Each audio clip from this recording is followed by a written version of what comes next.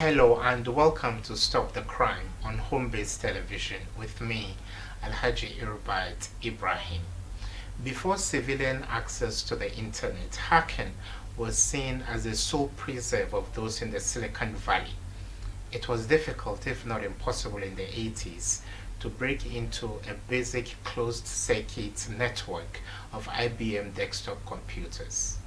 But since the internet became accessible to hundreds of millions of people around the world, there has been a growing and menacing online movement that risks a breach of your personal data and the safety and security of many nations around the world.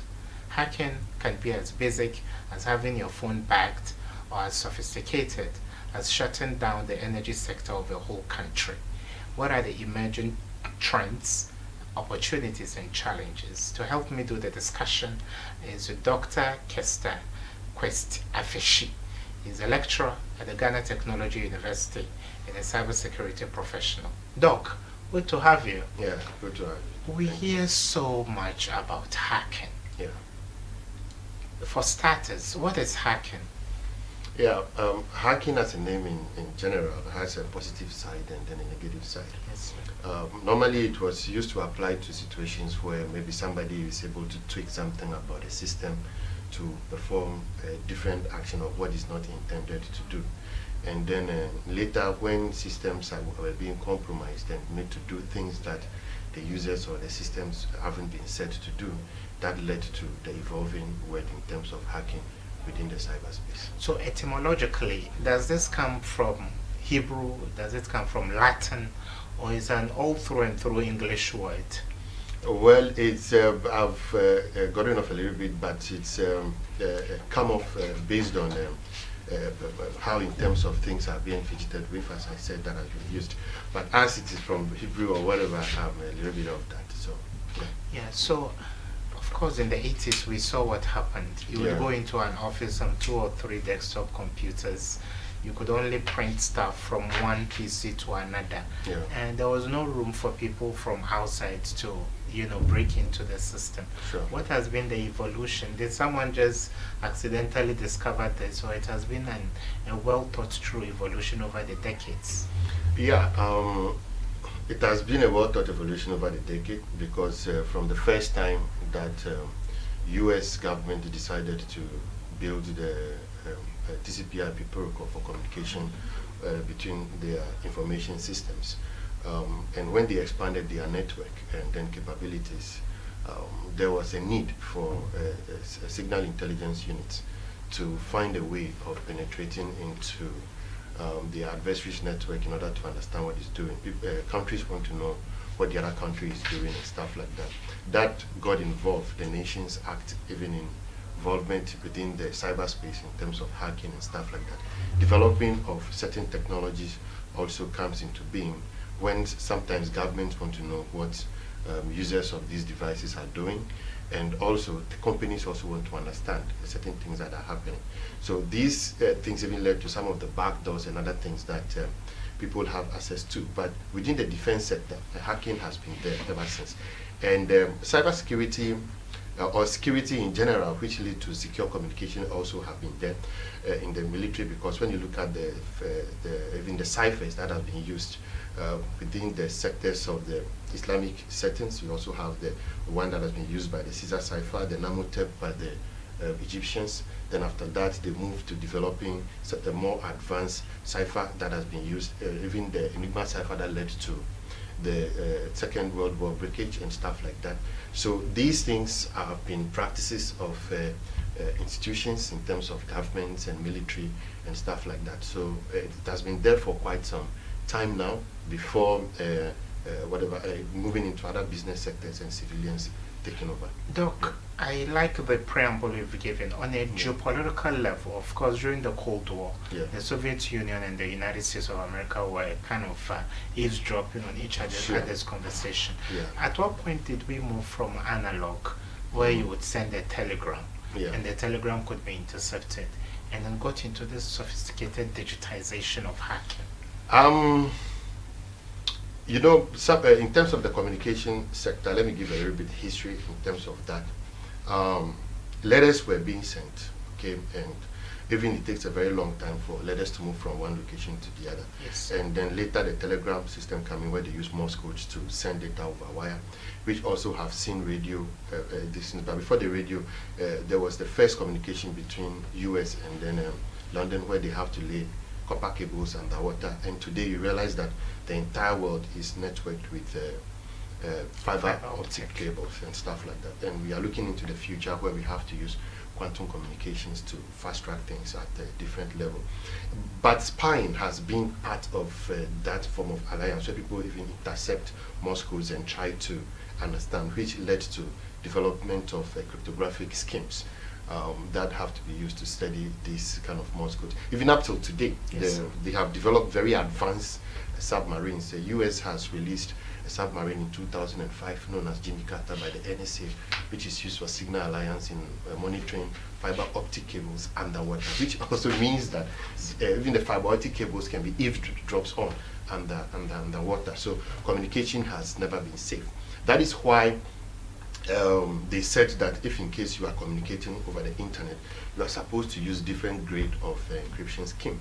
And some countries prohibited usage of certain encryption grades to make it possible for communications to be deciphered at certain level. So when you come to the cryptographic scene, we have different kinds of ciphers. The classical ciphers were used those days before computation. We still have some classical ciphers today that are very difficult to be broken. Then we move to a phase where we have modern ciphers, and not all the modern ciphers are secure today. And then we have advanced encryption standards and all those part of the modern ciphers. Now we have two cryptographic schemes that are being used in that sector in terms of securing communications. That has to do with the quantum communication and then post-quantum communication. Post-quantum communication schemes are military-grade schemes and are not yet available for public use, even though some of the existing ones are classified as military-grade and are being used, but the degree of which they secure the public communication network is not as strong as the one that are deployed within the military zone. Let me explain it a little bit. When you talk about quantum communication is based on a principle of physics where light is used to communicate. And based on certain principles of the photon, you will be able to understand that there is somebody who is intercepting the signal. So they use this kind of light in communication. We have currently researches that are going on in looking at space communication system where they can use satellite to do that, but it also has its own challenges. But the post-quantum cryptographic schemes, which maybe government is supposed to be looking at within the country and also developing its capability on that sector, are cryptographic schemes that have capabilities beyond that of supercomputers. Currently, you can use supercomputers to generate different states of decryption and try to use artificial intelligence to understand which language the encryption has been done in and stuff like that, if you don't have so much knowledge about the ciphertext.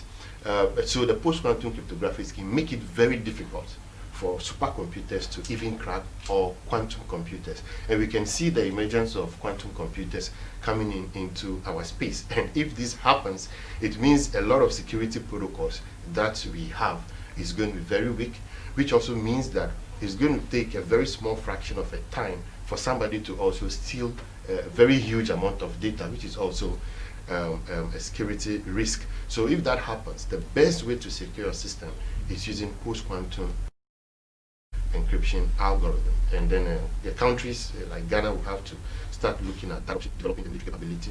Our Bureau of National Communication will have to be redesigned to have a direction towards development of this ciphertext to protect both government communication and then the civilian sector, like the one we have in NSA and also the GCHQ of UK. Doc, I'll ask you two quick questions because this may sound Greek to some of our viewers, so that we talk about basic things as a phone, a computer, or a laptop and all that. Two important things. Doc, you made a point which really, tickles my fancy, and that's espionage or spying is a function of hacking or communication breach. Doc, two of the most secretive countries in the world are the United States and Russia. I've had the privilege of sitting in meetings with both the US ambassador Yeah. and the Russian ambassador. These are people who can just hand you their complimentary card. Yeah. So when they talk to DC or Moscow, Yeah. do they go into a higher gear? Or is the same phone that whose number they give it to you freely when you go for a little buffet or you go for a picnic and all that? Are there multiple layers of communications to keep some of these secrets well guarded? Yeah. There can be a situation whereby I may use a phone, but if I use that phone to call your phone, it will not be that much secure based on certain layer. But if I use the same phone to call another person, there will be some degree of security in terms of the voice communication. Many that of makes my it very friends in secure. the US Embassy were using a particular phone, Yeah. not an iPhone, surprisingly, a particular phone. So you think the State Department or Department of Defense (DoD) will say no?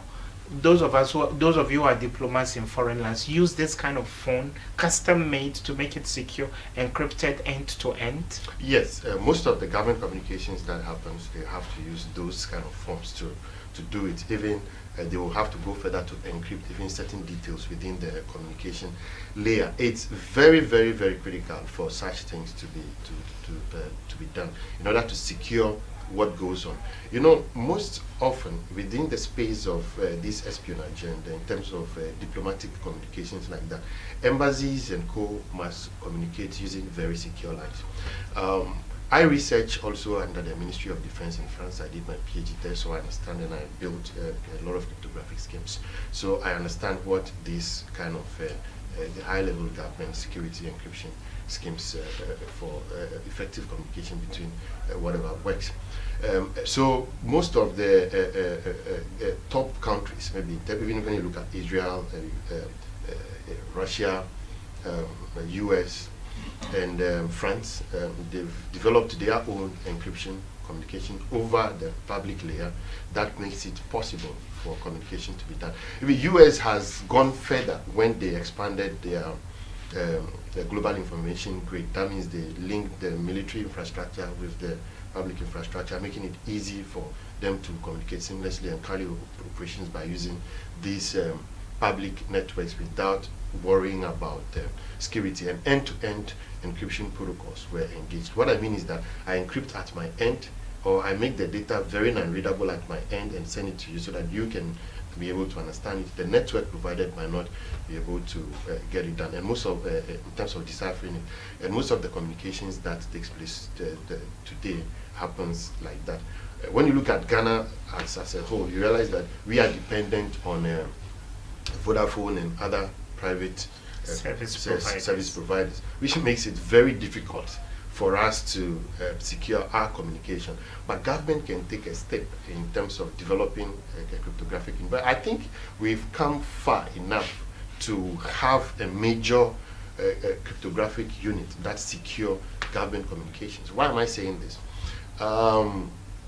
Communication now is a big deal. Okay. Let me let the viewers understand this very critically. Communication is a very big deal. For instance, if in case somebody is in Takrady, having a discussion with someone, maybe in government, about a business opportunity, or any other private person about business opportunity, they have accounts in banks, they do transactions and stuff like that. So by using this data, I will be able to understand the profile of the person and even understand what kind of business the person wants to do, and even understand what country is the person trying to do the business with, who are the investors that are coming in. These informations are very critical, because if you have country A, which is interested in securing most of the business deals in Ghana and have access to these communications, they can send in their investors and they will understand the bidding prices and all those kind, and economically take advantage of our key infrastructure and key assets of the country, which I think is not good for us as a country as well. Somebody can also understand in terms of the movements of people. Now, in terms of this coronavirus time, we need this data from phones that are generated by phones, and even movement. In terms of crime fighting, you have to use this data from phones and stuff like that.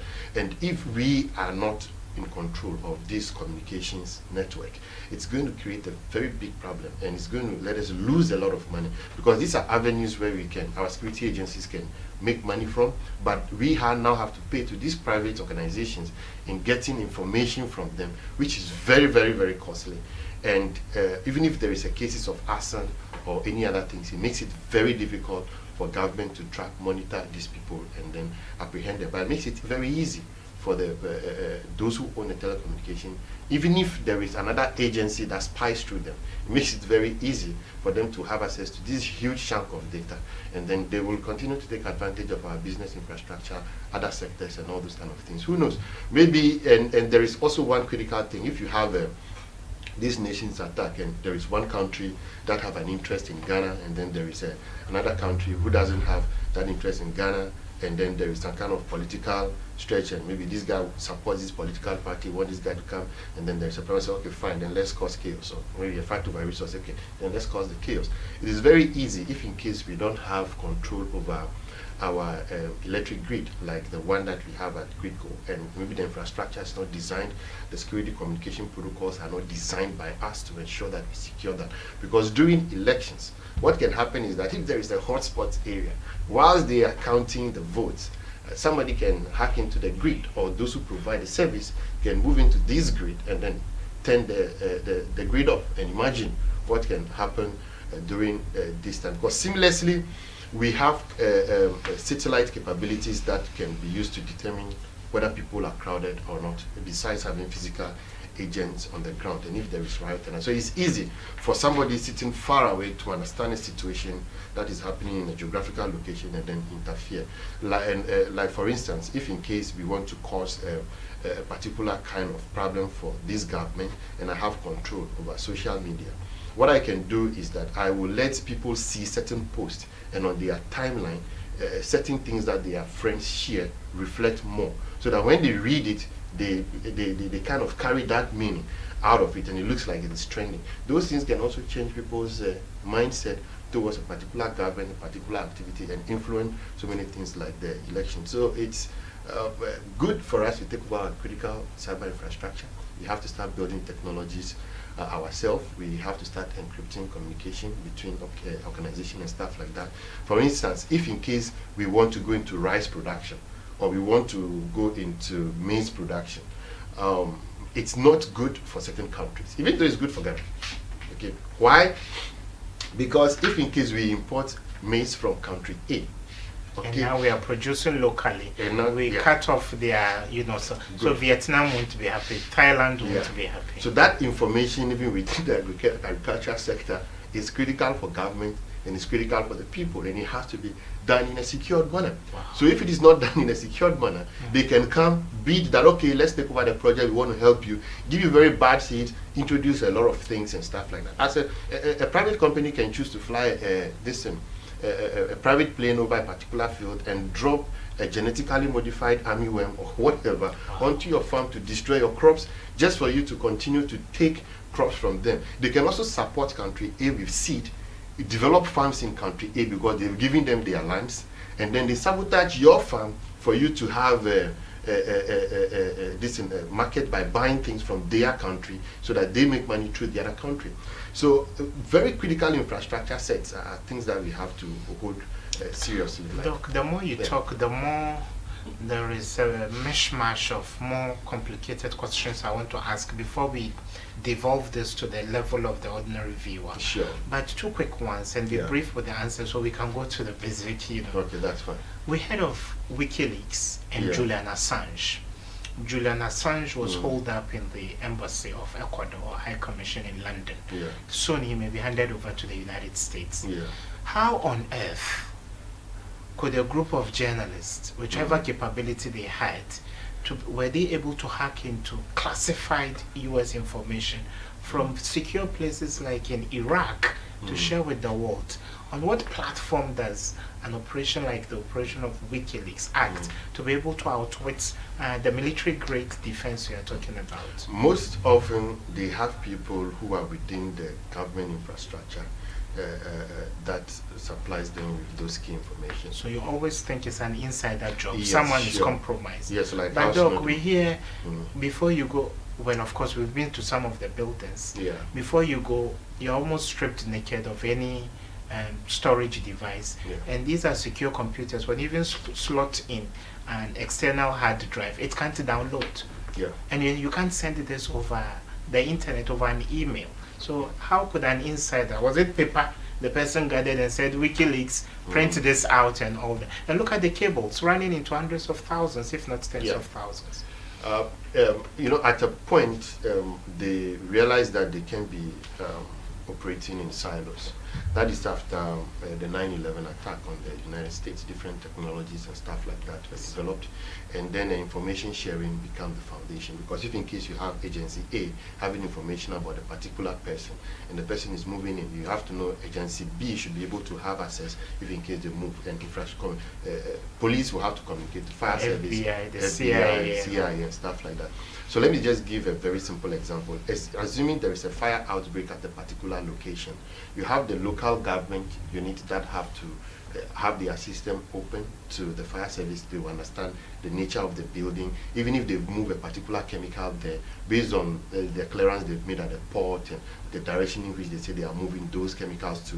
The fire service will understand the nature of chemicals that are there. The police service too will understand the whatever. So information sharing becomes a very critical thing, even about a terrorist that is moving in. So they've opened up some of their systems up so that but they've secured it to some degree. So if you have someone who is an insider, and that person is part of the building of the system or have access, that person will also have capabilities in order to connect to these devices. So that led to that kind of opening up of the system.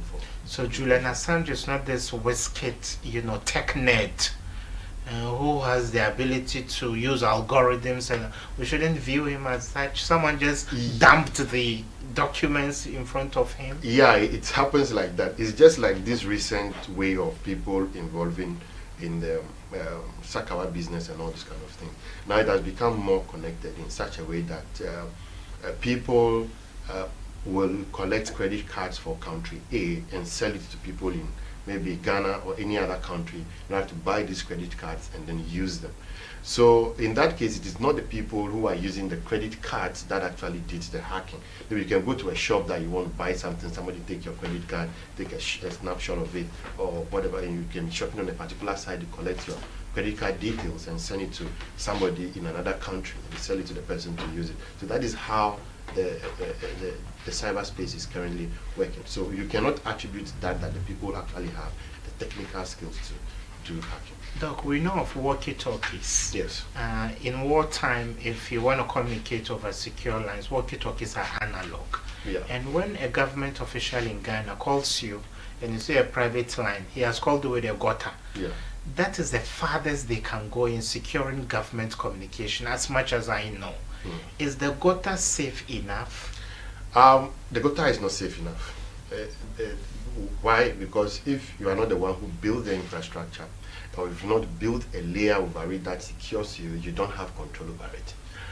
For instance, what happened in African Union when they realized that China was collecting data from the African Union headquarters was something that they don't know. If they were to have earlier, if they were to have built the infrastructure themselves and set up the security stuff and understand how these devices work and monitor it with their own technology, it is easy. For instance, you are using an Android phone or you are using iOS, or in case you have even a Windows phone or you have a laptop, the company who manufactures this laptop can know your exact location, can even understand and collect certain data from you, and even prevent other applications from knowing that they do that. So if you are not the one who have built the system, it becomes very difficult for you. For instance, we've built an app that has, might have a research organization created at Ghana Technology University, that we build an app for the COVID-19. We decide which data we collect and how we collect the data. So if in case you understand how these things work, you know that it's easy for a third party to do it, and it's much more easier for the person who built the operating system to do it, and even encrypt the data to the point that you will not even know the kind of data the person is collecting, unless the person tells you that I'm collecting data ABCD from your device. But Doc, for a third world country, maybe that is not investing into IT research and people like you as resource or resources. Can Ghana build its own if we don't want to rely on a gutter? Yes, we can build our own, and we can also build layers for communication over that of Gota that secures us much more better. We can do it, and that is where we have to be looking forward to. And once we do that, it creates a lot of opportunities. I've seen a lot of opportunities within the cyberspace within the West African region, but government is not taking so much advantage of it. If we become a cyber superpower within the West African region, we have other markets where we provide consultation and send people from Ghana. We have companies, young companies emerging from Ghana, providing cybersecurity things to other countries within Africa and stuff like that, which makes us or puts us at an advantage where we take the lead in some of these services. So yes, we can do it. We can push much more money and people into research who actually work on this, but not people maybe who might think, oh, this person is closer to me, this person is not closer to me. No, we don't have to think like that as a nation, because when the benefits come, it comes to all of us. So we have to learn to push the aspect to build this secured communication over the existing infrastructure and also developing new ones for communication. So yes, we can build secure communication over Doc, let's push the boundaries of the conversation. Yeah. I have a wife, for example. Yeah. I say, Salamatu or Prisla, take this phone. And I suspect infidelity, or the wife also suspects infidelity on the part of her husband. Yeah. What do you do to track her communication? How is a phone bugged? Quite simply. Yeah, a lot of, if you are a third party and you are not, let's say you as an individual just purchased the phone and you wanted to give it to your wife or any other third person, you cannot use certain critical functionalities on the phone unless the best way to do it, or people do it, is that either you build an application yourself or you install an application that has certain capabilities for you to spy on a person. So for instance, you can collect data on a person in terms of the SMS messages, maybe the WhatsApp, the key press and everything. You can build an application and install it on the phone before you hand it over to the person. And if the person also don't understand the security nature of how these phones behave, that person will not know and might not check the various apps that are installed, what are the privacy rules, which other apps are they communicating with and what they are doing. The person will not be able to know that. So a lot of people do it. And some also don't know that your WhatsApp can be connected to web, and then you can view what somebody is communicating. So someone can tell you, do you know something, can I use your phone to quickly do this? Then maybe the person goes to the washroom, open the laptop and then connect it to the browser, have access to all your previous communications and stuff like that. So it becomes very difficult for those who don't understand that. And the person can also turn off the network connectivity and just give the phone back to you and log out, or the person allows it to be on to monitor other future communications. So it's happening. Banks keep, bombarding us with the need for us to do mobile banking. Yeah. Put Momo aside. We may get to Momo. Yeah. If you use EcoBank, GT, Access Bank, they tell you do your wire transfers using a phone. Yeah. How secure is it? And would you encourage people to do that? Or we should do it the conservative and traditional way? If the amount runs into 5 digits, my brother, go to a branch of the bank and do a secure transfer. Yeah, I think for now, at this part of the world, that is the way we have to go, because the way we do certain banking activities here, it's very low, and we have to control that, and the apps are not that strong. The phone itself is weaker than a laptop. Laptop communications are stronger than that of the mobile devices because of the resources that are available to perform certain things. Let me just give an example.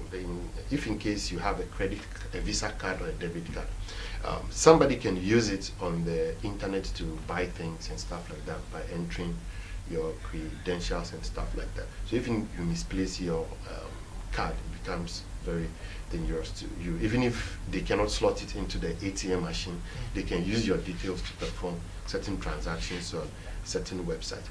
But if you have certain critical accounts outside country. For instance, when I was in France in 2012, 2013, there is a way that you can do transactions online with your credit card without actually even using the direct details. So you create a virtual credit card out of your credit card and then you use it.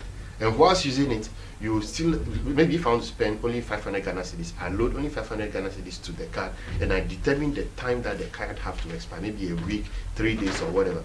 And I use it in doing the transaction, and after that, that is it. So, and even I can have another third way of authentication it by having the SMS and or email being sent to me to confirm my one-time password.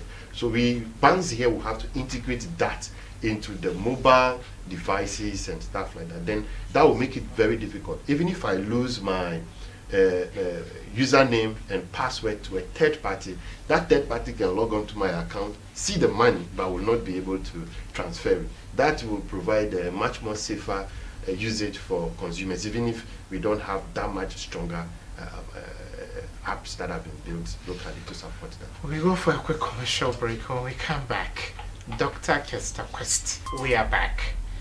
Doc, you mentioned creating a virtual space to use a credit card, especially if you're a tourist in a foreign country or you've gone on a business trip.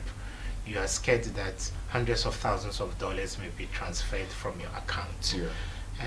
Would you recommend that? Because we are told, apart from data mining online to steal credit cards, you may go into a hotel, you swipe, and after you've swiped, somebody takes vital details from that. So how secure, since Ghana is now teetering towards the use of a cashless economy, so to speak? I think I will encourage that, because if I can go to a hotel and give them a virtual credit card that I've created online as a customer to the bank, and I provide them with that details, knowing that the card expires maybe after a week, and they use it, and even if they give it to someone else, it will be very difficult for the person to use it. That will be better. And these technologies are available and they've been there for so many years, and we can integrate these technologies into our current banking system today.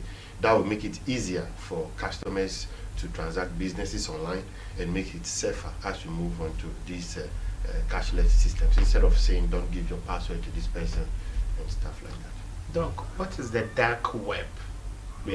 And then the deep web? And how do they come into hacktivism generally? Because we have Anonymous as a world-renowned, hacker and all that. When does hacking become ethical? And when does it go beyond the ethos of ethics? Okay. Starting with the dark web and then the deep web, I'm a little bit smiling. I'm smiling a little bit because I write programs within this space also as well, and make it very much more cryptographic. We have different layers of web application in terms of how the data is made available. When you talk about surface web, you refer to a situation where you can see the data online. You can have robots that can crawl on some of them, like how Google crawl on pages. If you search, it picks the text based on the content and stuff like that, and then give it to you.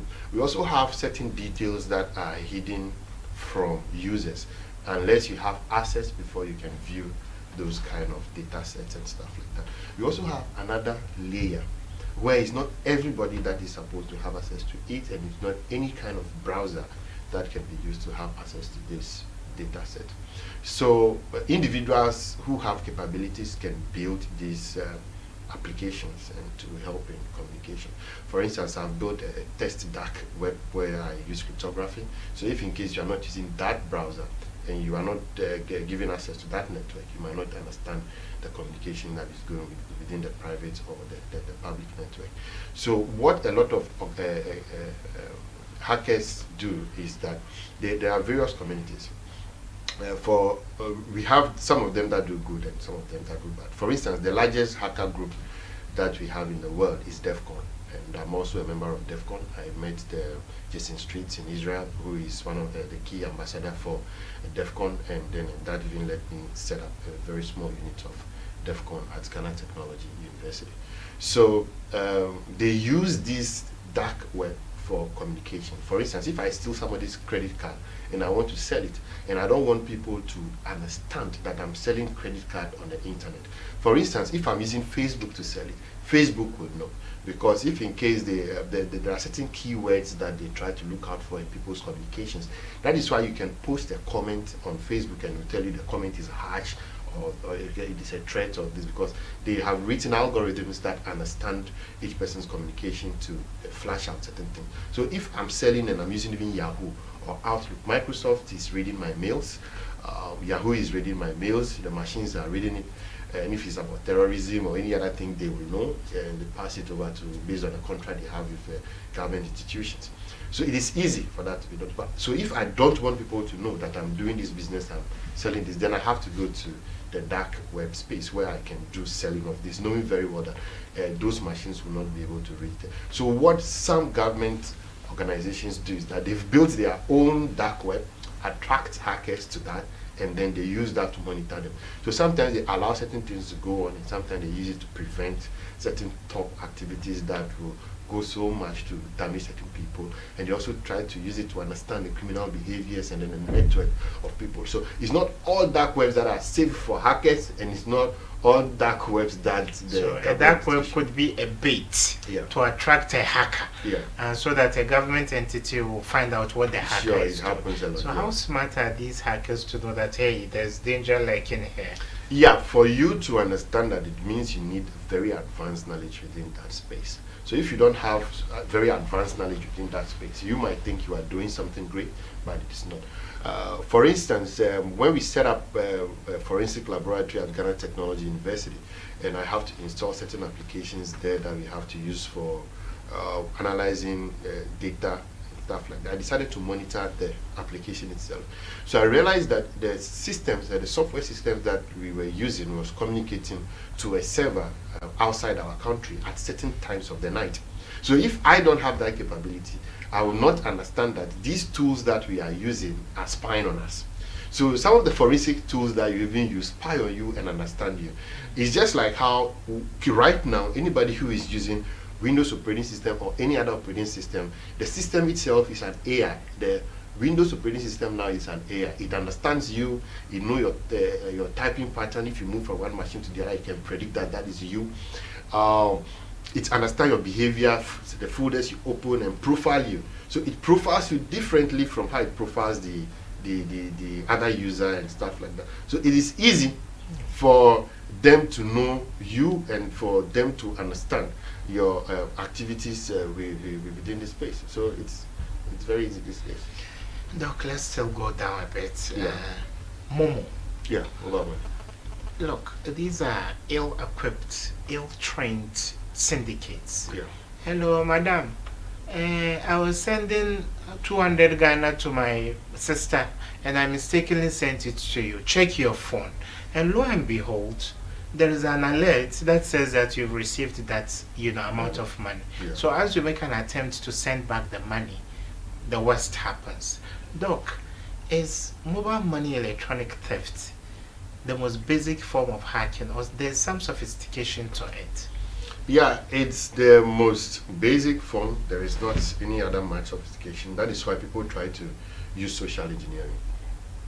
So for those people who are not that very highly technical within the space of, within the cyberspace, use social engineering as a tool to get certain critical information from people who don't understand how some of these things work. Because if in case you said you sent me money and I can verify to see whether has it been added to my original account without actually checking the text message or trying to verify that this is the code that I have to look out for, I will be tempted to send the money back myself. But if I understand that these are the things that happen within this space, I will get it, because they use the social engineering to talk to you to make you understand and feel like that has actually taken place. So you might not have, if you are not that technically inclined, you might not have the ability to understand by looking at the source of the message, and you will be forced to send the money back. And that is why I still insist that government should now start building research infrastructure into some of these technological sectors and take back our telecommunications sector. Because we can build systems that can understand people's communication. Somebody will say to some degree is spying. No, we have different levels that you can do that, okay, without actually letting human beings intervene much. So that will analyze people's text messages, people communication. So if such text message is moving from person A to person B, the system itself at the telecommunication layer understands the message and realize that no, this source such message is coming from and is moving to this person is not good. So it prevents even the message, the text message, from moving to the vulnerable person. So those approaches can be used to secure it. But if we don't have control by the telecommunication sector, we will not be able to do this. Doc, you have made a subtle policy statement. Maybe Yeah. you've not realized it, but you've made a big policy statement. Your beautiful university where you lecture, Ghana Yeah. Technology Uni, was first called Ghana Telecom University. Yeah. And since we lost Ghana Telecom to Vodafone, we know we have handed our fate, telecommunications fate, over to the UK. Yeah. The MTN is a South African company. Are you saying our attempts to bring Kasapa and other efforts we have made as a country should be revived, and so that we can go off? Because when you do Momo and you get duped, chances are you do Vodacom or you do MTN mobile Yeah. money. So are you talking about revolutionizing the system? Yes, And for how sure. can we win ourselves off what we have been on for this long? Yes, we can start step by step. For instance, right now we have the bill of the Ghana Technology University is now being changed to Ghana Communication Technology University to focus on the fourth industrial revolution, and then telecommunication activity or communication activity in general of the country. So government will have to speed up that process to pass the bill, and also focus on how to develop the communication capabilities of the country by developing Ghana Technology University and other research centers like CRITAC that is very evolving. Then in that case, we can secure that. Now, this university, that Ghana Communication Technology University, can now look at policies that government is implementing by asking the private organizations to follow, reviving them to ensure, reviewing them to ensure that they create certain systems that protect users.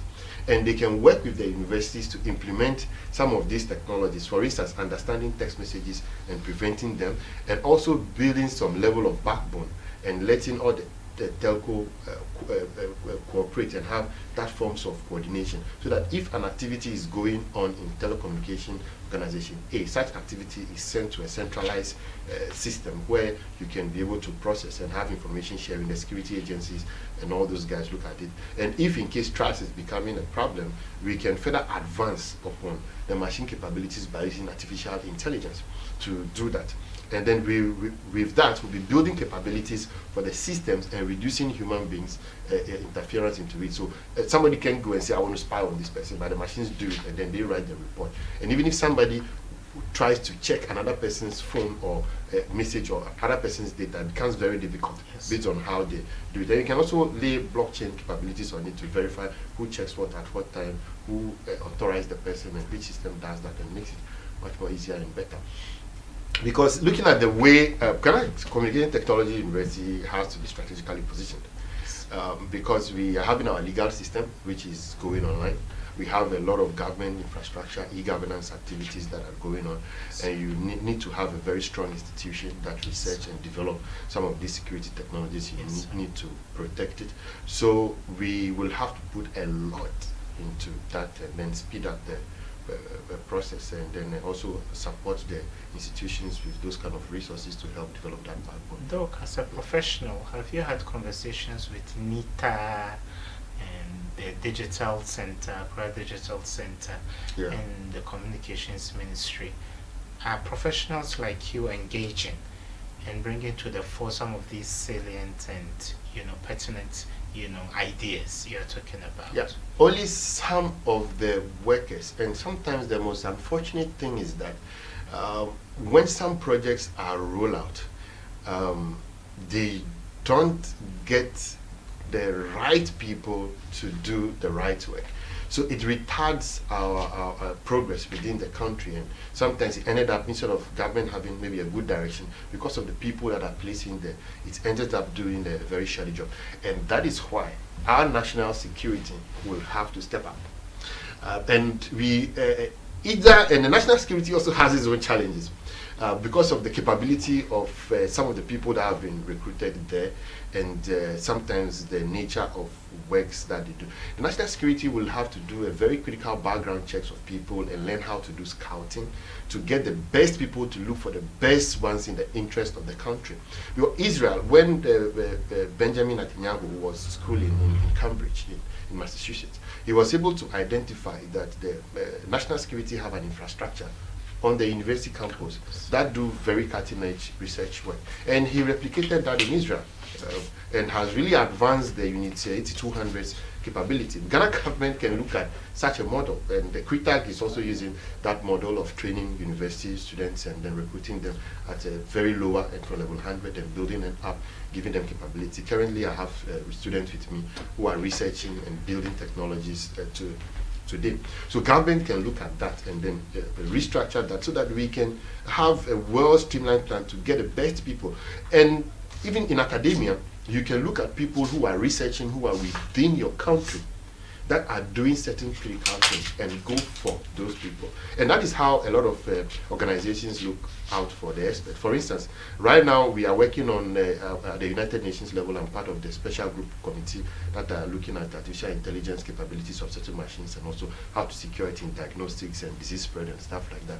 But our government, when they want to do that, they fall on the wrong people. And most of the time, because maybe I know this guy to be a cybersecurity expert just by word, but not by capability. So you don't even look at the research works, their capability and stuff like that, and they just put them on. And you realize most of the things they say, anybody at all can read it, and they don't have the capability to build it. If you cannot build, you won't be able to understand it. So the national security will have to sit up, government will also have to sit up, and then make sure the right people are engaged, and not maybe based on who you know. So sometimes I have meetings with some of my friends within these agencies, and then they call me and consult me on certain things before they implement it, and they're like, you are very good, but the way this system works, and it's kind of funny. We have to make the best out of the people we have in this country so that we boost up our economy, build a very strong, resilient cyber infrastructure within our universities, institutions, and research institutions. And that will help us make more money, providing services to our neighbors and then other countries, like what Cyberfirst are doing, because we provide consultations to other countries also as well. At the same time, preventing some of these cyber attacks in terms of letting us lose large sums of money from the country, and also making our reputation bad. Doc, I'll ask you some two quick questions because we have just a minute or two to go. Okay. You go into a hotel, maybe a 4-star hotel. Yeah. You want to be there for the weekend. Yeah. In the course of your stay, you may transact business, you may use your laptop or your phone. Yeah, sure. They say don't connect to a hotel Wi-Fi. Yeah. Why is it so? What are the vulnerabilities within an open Wi-Fi, open source Wi-Fi? Okay. One of the reasons... Quite briefly. Yeah. So for instance, your communications between your machine and then the outside world can be intercepted. If in case you are not using an encrypted site, you can collect your data and then analyze, and Wireshark you can use it to collect and reconstruct even the pages that people visit. And the hotel itself, they can have a server there, or somebody can compromise a particular server and even ask you to provide your credit card details that you think you are within the hotel, so it's genuine but you don't know, and that person collects it. So these are some of the reasons why they advise people not to do that, because it is very easy. That is why when you are on these networks, you need to have a way of validating the sites you visit by understanding the URL, and because the browser can detect whether the site is encrypted, it's not encrypted. There was even a time that I built a page that uses the Yahoo URL. You go to www.yahoo.com. And you would divert the person. Yes, it comes to my server, and you can even use the HTTPS. So you might think it is actual Yahoo is using the HTTPS and everything, but you log on, you provide the data, you try to, and then I collect your maybe username and then password, and you might not know, and the second time I direct you to the actual Yahoo page. But these are very advanced ways of doing the hacking. It's not everybody that have this capability of working, and such systems can be built at the layer of the hotels to collect data from you, and you will not know that you're actually going onto the wrong side. But if you are able to use certain approaches, you know that no, this hub that I'm having access to is too short. It's supposed to be beyond. So I'm not being able to reach that for the first time. Such things, you will know that you are at the wrong side. Thank you so much, Dr. Kester Quest Afeshi. He's a lecturer at the Ghana Technology University and a cybersecurity professional.